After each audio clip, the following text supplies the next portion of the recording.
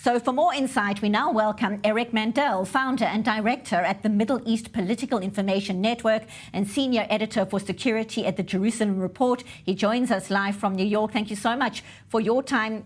Difficult to believe it's 4 years since that historic signing ceremony on the White House lawns. Of course, Donald Trump spearheading those deals. A different time, a different Middle East right now, in the middle of a war. Then it was dubbed a new era for the region. So take us back to that time. Your thoughts exactly 4 years ago, moving towards today.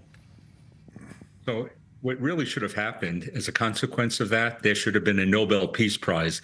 But unfortunately, the animus in the world towards Israel and to President Trump did not allow that to happen. What it created, and it is not over, even though it's now tremendously challenged, was a new common vision for the Middle East with unprecedented regional collaborations between Israel and the new Arab states, the UAE, Bahrain. Morocco was upgraded with ties. Even Kosovo was part of what was joined on there. And the great hope was that Saudi Arabia would be next. But there's been some major problems over the last 4 years.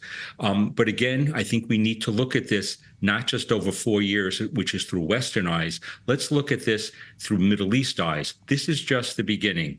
And most of these countries want the United States to be engaged, and most of these countries want the United States to be engaged not only economically, but because they fear Iran. So the Abraham Accords was a crisis for Iran, and much of what we've seen in the last 4 years has been because of Iran's response to this new collaboration, which was everything from people-to-people engagements, to multilateral forums in Israel with Arab leaders, a total revolution, not an evolution, a revolution.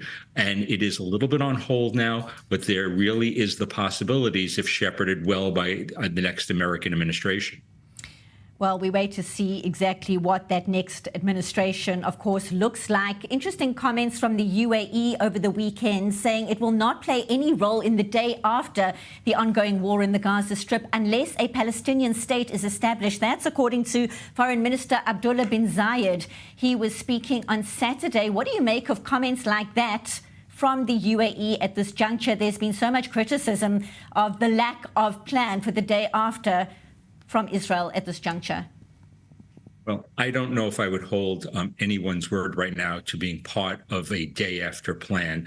I do believe that under the right circumstances, the UAE, even the Saudis, the Egyptians can be involved if it's in their interests.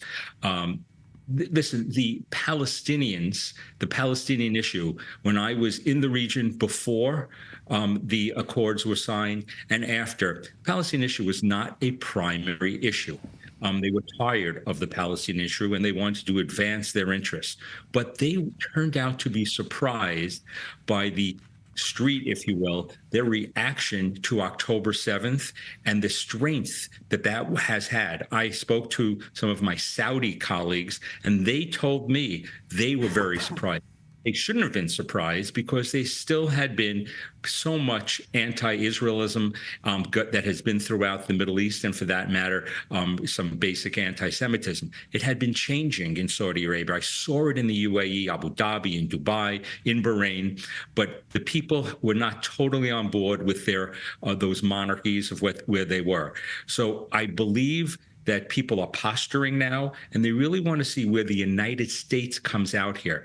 And basically, if they see the United States pressuring Israel to surrender before it has conquered, if you will, Hamas as a future governing and military authority, it will be an indication to them that America is not part of what they see for their own defense for the future. They will turn to others.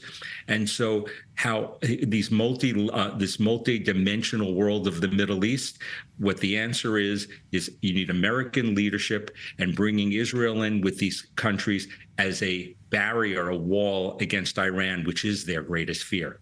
And of course, as you mentioned before, October 7th, Saudi Arabia seemed closer and closer to normalizing relations with Israel. Hopes around that obviously pushed out by this war. But down the line, your sense of Israel's ability to bring more countries on board the Abraham Accords, especially those concerned, as you say, about the Iranian threat, if you had to put your money on it, which other countries realistically could be contemplating normalizing down the line? Briefly, please. So the most important would be Saudi Arabia. There was even talk of even the largest, the most populous Muslim nation, Indonesia, joining on. I believe that these possibilities, if you have a timeline that is going to be in years, maybe even decades, this can happen, but it will only happen if the United States takes the lead.